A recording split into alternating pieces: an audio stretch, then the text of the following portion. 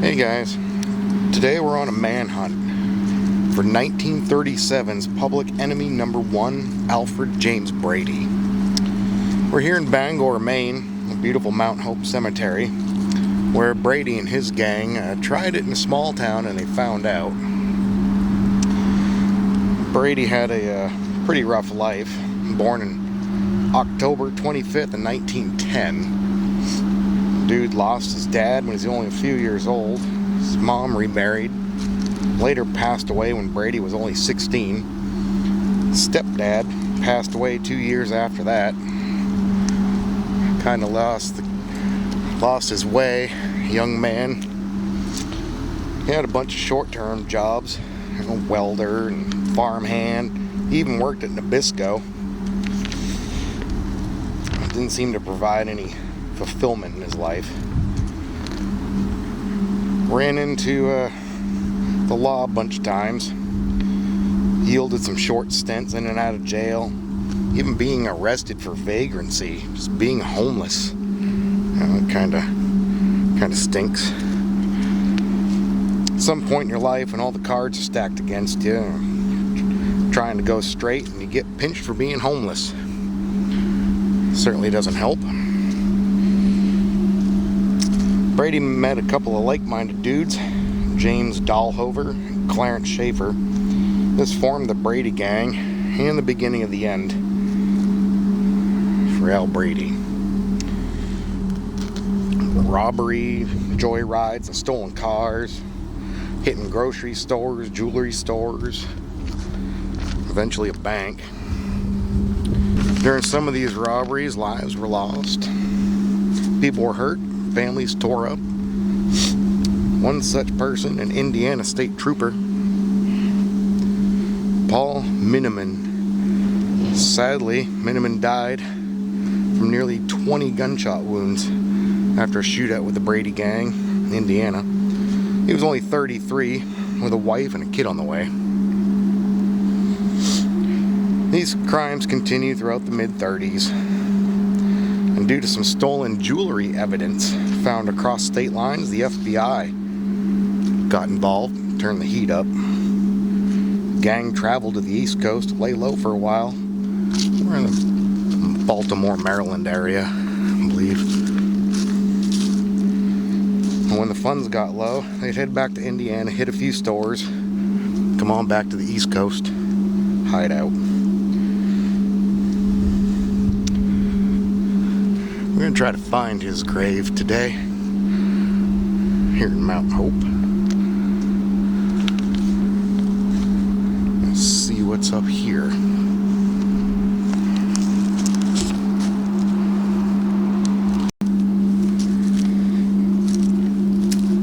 Yeah, in preparation for some better and smoother heists, Brady and his buddies figured they needed some better weapons. Well, he heard that Maine was a big hunting state. Lots of weapons. People didn't think much of it. So he figured he'd come up here, head on over to Dakin Sporting Goods on Central Street in downtown Bangor, and order him up a bunch of machine guns. I'm not sure how he thought that would go unnoticed. The store owner, he placed the order, told him to come back in a week. Being suspicious, he called the Bangor police, who called up the FBI in Washington, and they set him up, waiting for him to come back that next week. Which they did. Yeah, so the FBI set them up for their return visit to collect their machine guns from Dakin's. What they did is they put a couple of store employees in there, posed as employees, FBI agents. And they waited for them. Sure enough, they came back, drove past the store a couple of times, checking out, make sure the coast is clear. They had FBI agents and Bangor police across the street, the second floor, just waiting for him. Rifles trained. They parked a couple stores down and waited. Dahlhover and Schaefer left Brady in the stolen Buick and went into Dackins. Dahlhover went inside. Schaefer, kept a lookout outside, unknowing that the FBI rifles were trained on him, right behind him. As soon as Dahlhover entered the store, he was pistol whipped and taken into custody by FBI agent Walsh. Of course, Schaefer outside, you can see this through the window, pulled his .32 and began firing through the glass, the front door of the store. FBI agent was hit and injured. He turned out to be fine. But Dahlhover, he was whisked away out the back door from the Bangor police. Once Schaefer began firing into the store, the rifles trained on him, behind him, let loose, filled him full of lead, killed him in the middle of Central Street. Of course, at the same time, FBI approached Brady in that stolen Buick.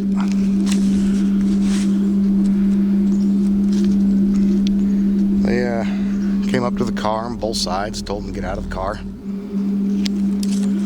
And, he told them, don't shoot, I'm coming out.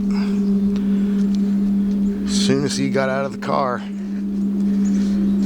he drew Indiana State Trooper Miniman's .38 revolver and just started firing. Yeah, they filled him full of lead too in the middle of Central Street. Of course, a huge crowd had grown. And through all the gunfire, chaos, not a single bystander was hurt.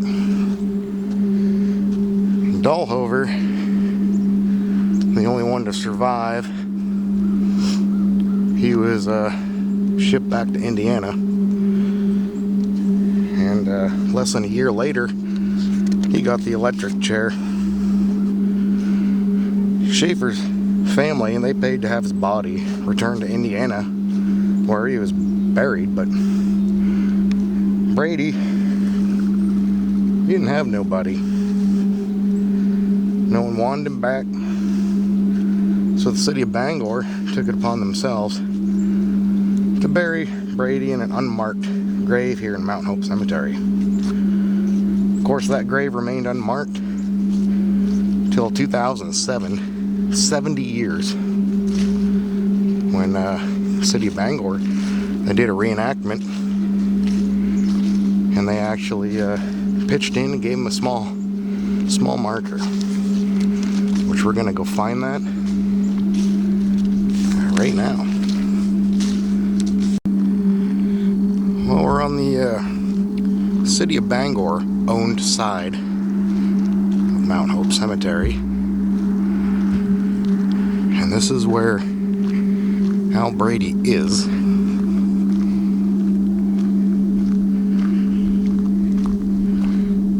He's buried in just a basic wooden box, and from October 12th of 1937 till today, 19th of October of 23. There's probably not a lot left of Brady or that wooden box.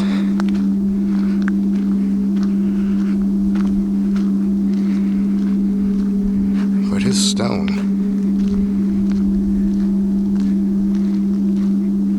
is right here somewhere. I think this is it. There it is. Alfred James Brady, 1910, 1937. Looks like some people have left some interesting things here.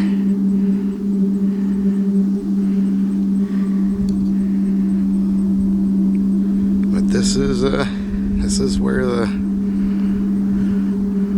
story of Al Brady to an end.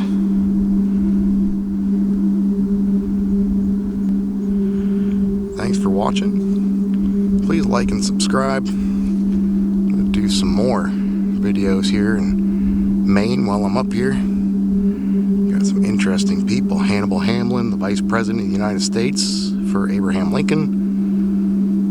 I got Joshua Chamberlain, a Civil War hero. At least a couple I'm going to dive into.